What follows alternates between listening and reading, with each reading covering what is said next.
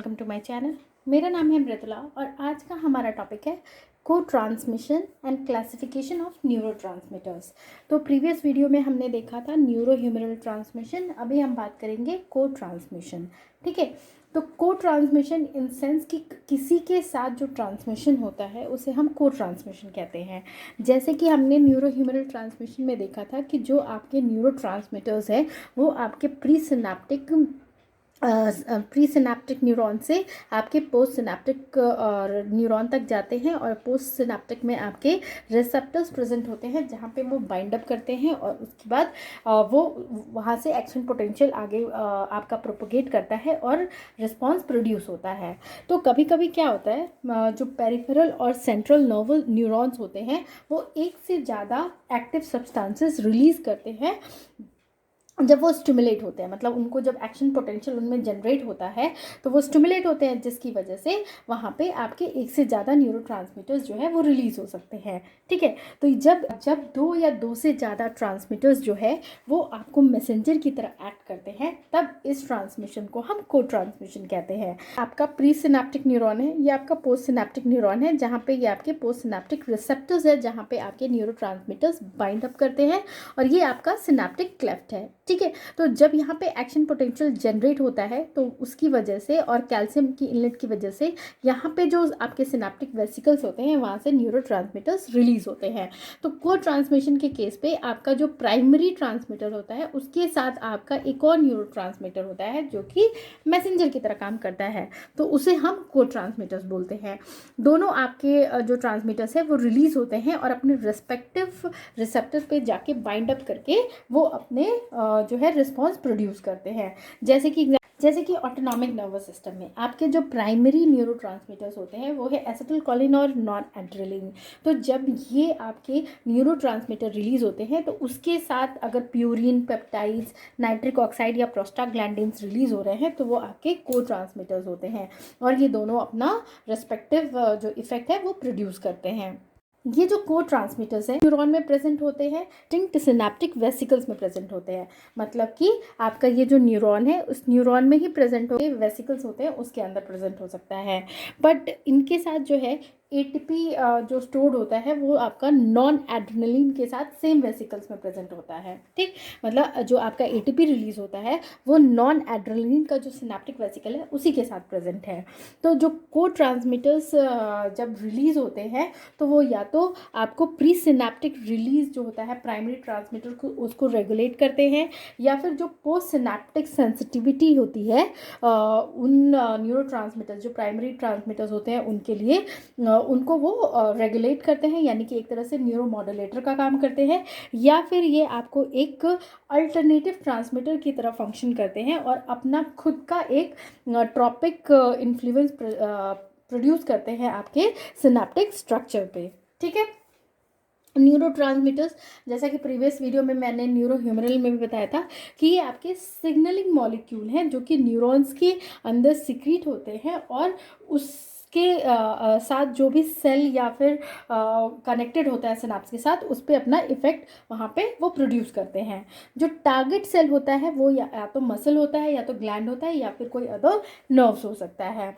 Brain जो है वो न्यूरोट्रांसमीटर्स ब्रेन्स को ज़रूरत पड़ती है जिससे कि वो आपके जो बॉडी के अंदर नेसेसरी फंक्शंस है उसको वो रेगुलेट कर सके, जैसे कि हार्ट रेट हो गई, ब्रीथिंग हो गई, स्लीप हो गया। तो इन सबको रेगुलेट करने के लिए सेंट्रल नर्वस सिस्टम को न्यूरोट्रांसमीटर्स की ज़रूरत पड़ती है। तो ये जो न्यूरोट्रांसमीटर्स होते हैं वो अलग अलग इफेक्ट प्रोड्यूस करते हैं, मतलब जब ब्रेन में एक्शन पोटेंशियल जनरेट होता है जो कि आपको सिग्नल कैरी करे तो वहाँ पे जो न्यूरोट्रांसमीटर्स रिलीज होते हैं ब्रेन के सिग्नल को कैरी करने के लिए वो या तो एक्साइटेटरी न्यूरोट्रांसमीटर्स हो सकते हैं, यानी कि जो भी आपका टारगेट सेल है जिससे वो कनेक्टेड है और वो न्यूरोट्रांसमीटर वहाँ पे जाके आपको उस फंक्शन को परफॉर्म करने के लिए वो उसको इनकरेज करेगा, मतलब वहाँ पे आपका पॉजिटिव या एक्साइटेटरी इफेक्ट प्रोड्यूस होगा। दूसरा होता है इनहिबिटरी न्यूरोट्रांसमीटर्स।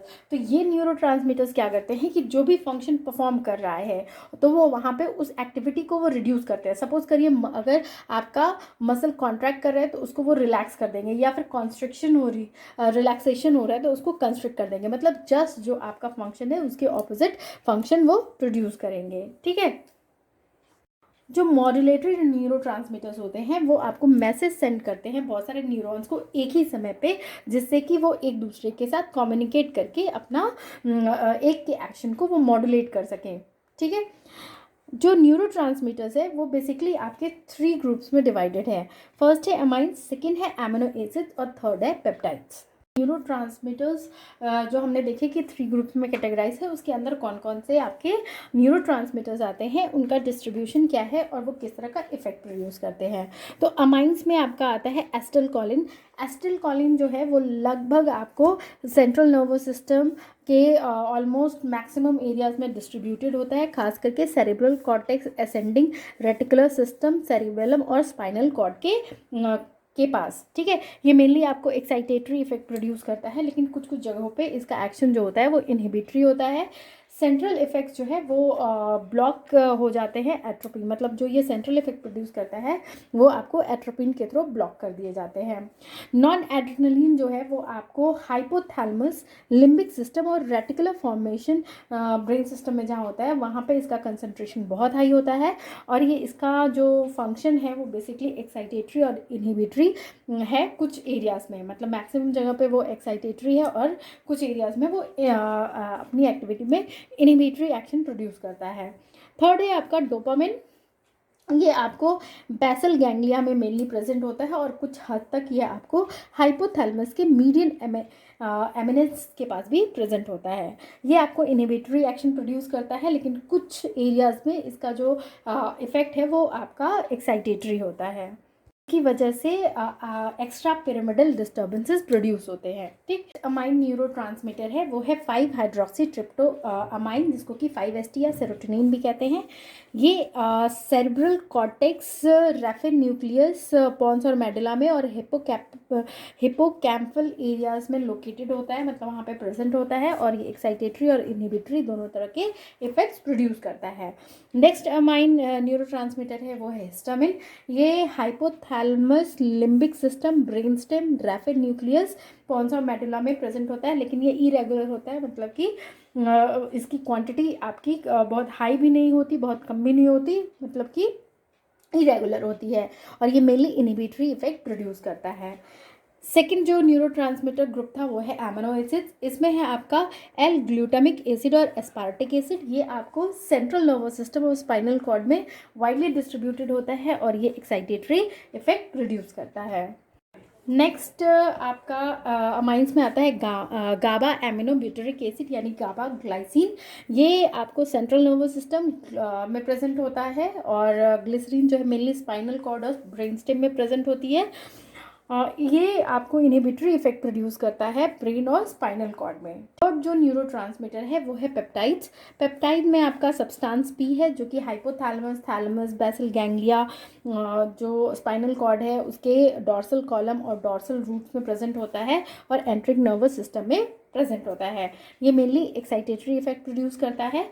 और नेक्स्ट जो पेप्टाइड है वो है आपका कोलिसिस्टोकाइनिन, जो कि ब्रेन के कॉर्टेक्स, हिप्पोकैम्पस, लिम्बिक सिस्टम और हाइपोथैलेमस में प्रेजेंट होता है और पैनक्रियाज में भी होता है। ये मेनली आपको जो ईटिंग होती है उसको इनहिबिट करता है, उसके साथ ऑक्सीटोसिन के रिलीज को ये स्टिमुलेट करता है। तो ये था अबाउट आपका को ट्रांसमिशन और neuro classification of neurotransmitters. Thank you for watching.